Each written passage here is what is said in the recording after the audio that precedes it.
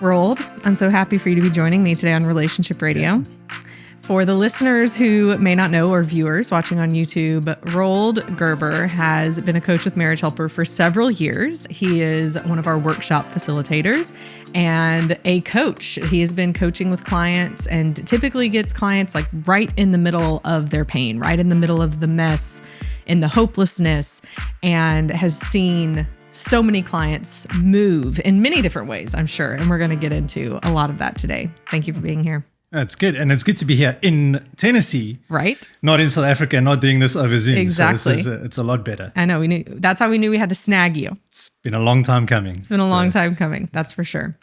So let's talk about where you typically meet people. So when they first come to Marriage Helper, when they get on a coaching session, like what is the headspace a lot of people are in? Because I think some people hesitate to take the first step until they feel like they have to have it all together, or maybe they don't feel like they're in a bad enough position. But what are the common things that you see? Yeah, you're right. I think I've had a couple of clients even say, I was so nervous about my first call. I didn't know what to expect. What was this going to be like? Is it like therapy where I'm just talking about all my pain? And so I get that. I think people are nervous. They're like, well, what do we expect? So I think for me, I get clients mostly in that space of where they don't have clarity. There's so much happening, so much confusion, so many emotions. It's like, okay, well, what is next? What do I need to do here? What's my next actual steps I can take? How do I take care of me? How do I even know what's coming next? So a lot about the future is unclear, but also the emotions they're feeling. How do I process what I'm going through right now so that I can keep doing what I'm doing? So I think a lot of just that, a lot of emotion, a lot of confusion. It's typically when folks come to us as coaches. And what situations have precipitated their conversations with you? Yeah, so I mean, we have the full spectrum. So right from affairs, which we know happen regularly, from to control, to, hey, my spouse has done all of these mean things. How do I forgive them? How do I even choose to move on? Or, hey, I've done X, Y, and Z. I've realized I've been controlling, or I was using the horseman. I was critical. And so now I'm beating myself up for the things that I've done. So really a full spectrum of people, that come to us and they go, okay, what's next? Yeah. What can I do? Is there even hope? Is there anything I can do to change my situation or just be better for myself as well? Define control. Yeah, and I think that has a couple of faces. From our situation, it was really... Like you and your wife, Tammy. Yeah, okay. For us. For me, it was really fear. I had this inherent fear of being abandoned, of being just someone was going to discard me. And Tammy fell in that category. It's like if I did something wrong, or if I wasn't perfect, or if Tammy got this idea in her head that something was up, she would just leave me. And so for me, it was like, I need to keep her close. I want her with me. I want to do this all with me. But in that process, I would ignore what she was feeling, because I was like, as long as I can keep you close and as long as I can kind of make you fit into my world, you'll stay with me, which is completely, you can't think like that. But I did. And so for me, it was often putting her under a lot of pressure, guilting her. So I've used this example before, but she would feel unwell, like feeling a bit ill, doesn't want to go to church, but I would make her feel guilty about her faith. Not because I was trying to be mean to her, but I was just trying to bring her with me to church. And for her to stay home was like a way of me being rejected. And so I would pout. I'd make her feel so guilty about her faith that eventually she would just give in and like, okay, I'll go with you, just to make me happy.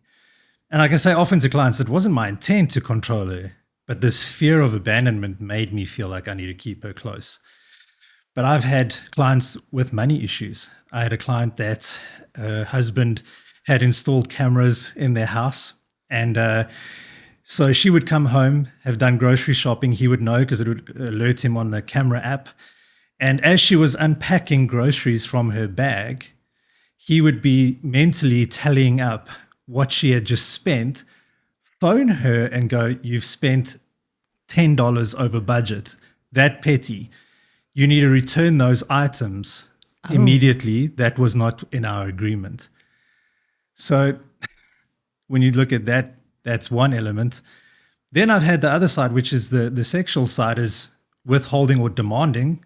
We see that quite often in different ways. But so control is, I think, a whole lot of faces. Those are just one or two examples. And at its core, I mean, control is, and trying not to oversimplify it, but control is, in order for me to love you and accept you, you need to fit this set of rules that I expect you to uphold. Yeah. And that can come out in several different ways that we treat people. Yeah.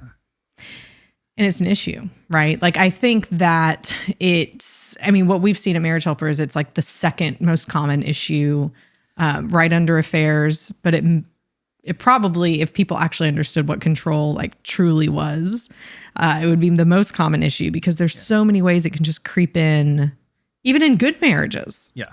I think another way is like for Tammy and I, it was so subtle in some instances, but it was always like we try to one-up each other. And that's not showing each other acceptance where, hey, we're different, we think differently, we have different perspectives. So for me, it was always like, let me use an illustration. We're climbing the same mountain. We're on the same journey of life, but Tammy's climbing from the right-hand side. I'm climbing from the left. And it's like for me, it was like, hey, I see this beautiful tree and there's such an amazing scenery. But from Tammy's perspective, she's seeing something completely different. It's wetlands and it's me saying to her, but my way is the only way. You can't be seeing that. We're on the same mountain. I can't see what you're seeing.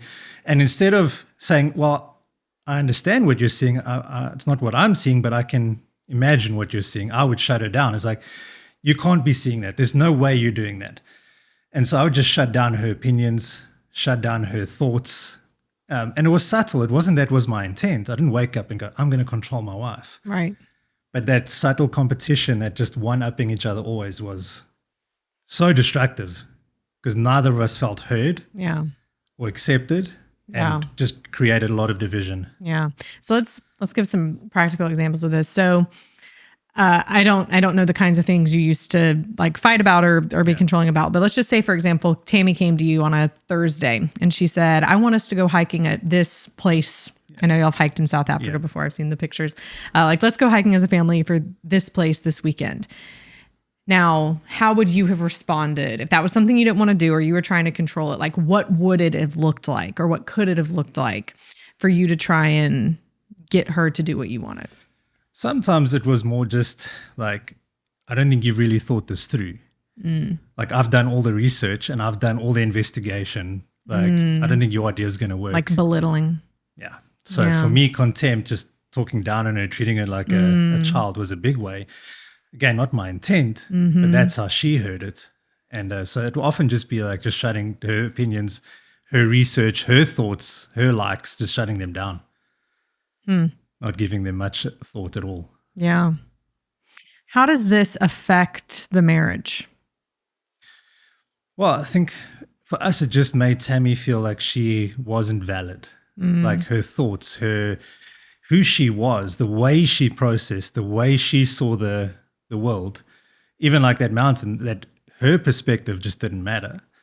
And so instead of bringing us closer together where we had acceptance and I could see her perspective, not that I always had to agree, but at least see from her point of view what she was experiencing, that would have been ideal. But we didn't do that. So we just try to basically one-up each other all the time, and mainly from my side. But that created a divide. And so the best way I can explain it is eventually Tammy was just agreeing to everything just to avoid the temper tantrums or the pouting. Right.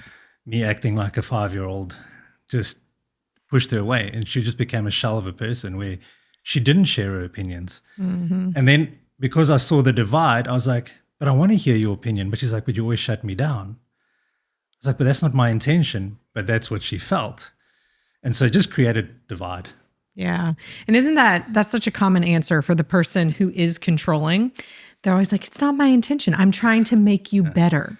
I'm trying to help you. I thought you would want to know. I thought you would want to know, right? Because it's, again, like it goes back to the controller kind of has this picture in their head of if their spouse would just do all these things, their spouse would be better. Yeah. But the way it's coming across to their spouse is So you're saying I have to do those things for you to love and accept me.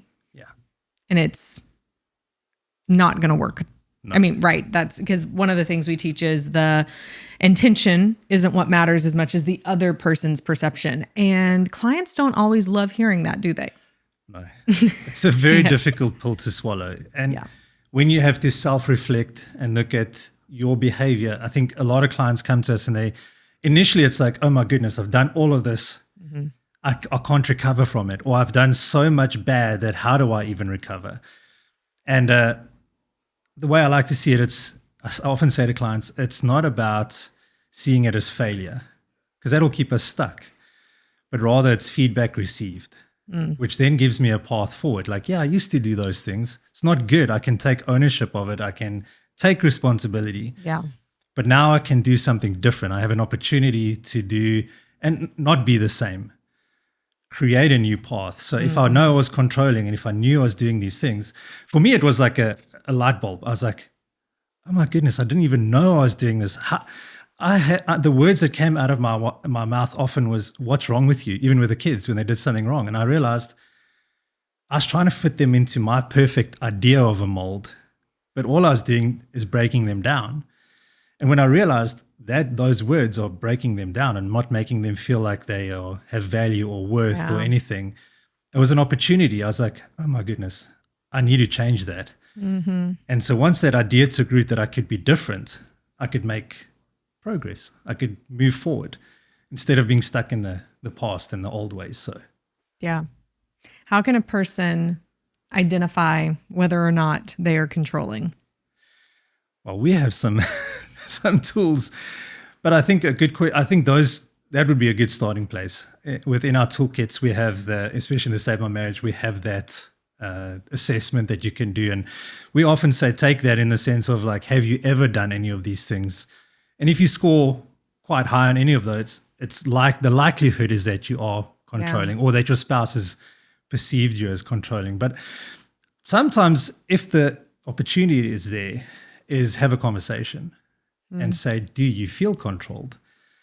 And then I think the ownership is to not get defensive and like, oh yeah, but because then you're just going to go in those same patterns. But if you genuinely want to learn, that's what helped me is like, I recognized, hey, potentially some of the stuff I'm doing is controlling. And I actually just went straight to Tammy and said, when I do these things, or is there at any point that you feel like you're controlled, like you don't have your own autonomy and your own freedom and your own thoughts? And then she was able to say, yeah, that's how I've been feeling for the best part of 4 or 5 years. And that's when the light switch went on. I was like, oh my goodness, I didn't even know this is what I was doing. But then it shed light on that for me. And then I could do the research and I could go, oh, these are the things that I was doing. And then we did the workshop, which opened our eyes to a whole other spectrum of what control could be like. And I was just checking off boxes. I was like, okay, I really need to make drastic change. Yeah. So it's a couple of options. So that's always a good start, right? Identifying, have I been controlling? Yeah. But one of the other things that research kind of indicates, and I hesitate to say this because I know some of our listeners are going to grab onto this and then they're going to want to have a lot more information about what I'm about to say. It seems in market research, like the research that we've done in our own marketing team, is that when women are done with the marriage, it's typically because they've had a controlling husband. And by the time they get to where they're done, it's like women tend to be more long-suffering. They tend to put up with way more for longer. And they keep trying to tell their husbands, please stop. Like, this is happening. You're doing this, but the husbands don't hear it or don't see it. And so then when they finally get to the point where they're like, I'm done, they tend to be quote unquote done. Now, I have to caveat that and say that doesn't mean the marriage is over, because typically people will be like, does that mean? Yeah. No, it doesn't. It just means like they really have a hard time believing their controlling husband will change.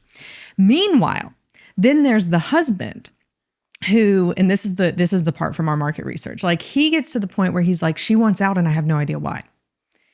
His no idea why is typically he's been controlling. And so then when we start working with them and we're like, has she ever said anything? And it's like, well, a couple times here or there. You start peeling back the onion layers, and it's like she'd been telling you for a long time through her actions or through her behaviors that she wasn't happy. You just didn't listen. Now, this is a gross overstatement. It doesn't apply to every situation, and it doesn't mean that there is no hope. I just want to put all those caveats out there. But have you seen similar? Yeah. Short answer, yes. Yes. I was just going to say everything you said. I mean, I don't think that we've done actual research and it'll be interesting one day, but definitely in our experience, that's the case. I have a recent client, very similar story. She actually said to me, I just can't anymore. This has been 10 years. She's now the reluctant spouse. She actually wants out. I managed to get a session with her, and she's just like, I see some of the changes now. He's no longer as controlling, but I have this lingering fear in my mind that he's just going to go back to that same thing. He's just doing this now to win me back. Right. But the fear is there that, man, it's been so long and I've tried so many times. She actually used those same words. I've told him, but he just didn't hear. And her words were, why does it have to get us to crisis to first, or get us to the point of crisis to now only realize that it's a problem? So that's the fear that goes in their mind. So again, like you said, doesn't mean it's the end. Right. But for us, it was a huge realization. And so if you're the one controlling, for me, it was a case of I needed to prove that I genuinely was changed, that I wanted to be different. But my desire was there. I really wanted to save my marriage. Right. I can guarantee you Tammy didn't believe me. I don't think she believed the changes at all, because it was 5-6 years of the same. But with consistency and patience and vulnerability and being credible, I think it brought her around to say, okay, I can trust this now. I can take the risk. And it changed. Then there was almost another switch. It was like, now we're on the right path. Right. So like you said, it's not the end. I know it's hard for the person that's been controlled to go, I wonder, is there hope? Is there light? But we've seen it. Seen people change drastically. And we see that all the time. Absolutely. And that is the key. It's the consistency of the person who's had the controlling behaviors, the consistency of changing. Like, you have to release and get to that point where you're not making the other person feel like they have to work for your approval or love or any of those things. And it takes intention and effort and time. And that's the other thing, especially with control. It's one of those like long simmering, like it's a long time coming and it doesn't change overnight. Like it takes a long time to kind of convince isn't the right word, but build the trust back with your spouse that the changes are true. Especially the longer that they've been happening. Yeah. Yeah. Unlike I've spent all our money on a gadget that I bought instead of putting food on the table. Okay. We can deal with that pretty quickly. Trust can be rebuilt fairly quickly. Even an affair, it's a big deal, but often it's quick and it's over and we can deal with that fairly quickly. I mean, that's just a blanket statement, but control over 15 years, 20 years sometimes. I mean, I've had clients in a workshop, hey, I've been controlled for 30 years. Right. I think those wounds take a lot longer to heal, but they can heal. For sure. But the person that's controlled needs to show that they're credible and reliable and vulnerable and willing to change. And that's hard to take responsibility. But without that, you're going to be stuck in the same place. Yeah, 100%. And all of this isn't to say that there's not the wives that can be controlling. For sure, women have their same fair share of the blame, and all the same things apply, right? It's just that it tends to be that the husband doesn't necessarily put up with the control from a wife, as long as a wife may put up with the control from her husband. Yeah. When we're looking at like decades, right? Yeah. The husband tends to, for several reasons, be quicker to notice, quicker to say something about it, which can lead to its own like separate crisis point of fighting all the time. It's not something that's just simmering under the surface though. It's usually, in my opinion, as professional as anyone might want to take it for, it comes to the surface more if it's the wife who's the controlling one. And of course, control can be like a core issue that leads to some of these other symptoms that happen in marriage as well. So it's definitely a cause for concern and wanting to fix it. Yeah. And I think just a quick example on that. I had a client, the guy is my client, the woman wants out, but for years she would just break him down and criticize him. Yeah. To get him to do what she wanted him to do. So if he shared an idea or anything, she would just break him down and criticize him to the point where he was just like, he started giving up. He just became he initially would call her out and say, I don't like that. I don't like you talking to me like that. I don't want to be treated this way. But eventually he just began stonewalling. He was just like shut down. He's like, I'm not interested in anything you're going to say or do or criticize me. I'm just tired of that right now. Yeah. So it does typically explode quicker when the lady is controlling versus the husband. But yeah, I think it tends to come out more in the strong-willed, driven, demanding women, such as myself. Yeah. And I remember in high school, I would tend to date guys who, like we know in our workshops, like I'm a D, I would tend to date S's. Yeah. But for our audience, they may hear, like I tended to date guys that were just more easygoing and, chill. And my dad always joked and he would say, I knew when the relationship was over by the time the boyfriend started carrying your purse. Because that is I would just end up controlling them. It's like, do this and they would just do it, which is not good. Because then I lost respect for them, but they also lost respect for themselves. So it's, thankfully I changed and didn't marry any of those people that I had been controlling towards. But it definitely was something. My husband and I, we both have strong-willed personalities, and in the first several years of our marriage, it was a lot of you need to act different. Yeah, you need to change. You need to change. And we both had that laundry list about each other. And both of us, because we weren't going to take it lying down, both of us were like, oh, I'll just do worse. Like, I'm just going to show you exactly what it could be. Yeah. Thankfully, we saved our marriage. Likewise. Better, right? Yeah. We're all better people now because of it. Yeah. Roald, what hope would you give to the listener or viewer who thinks that there's no hope right now?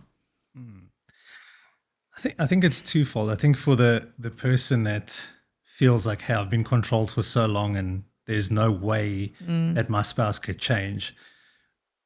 We can't guarantee that your spouse will change, but we've seen it.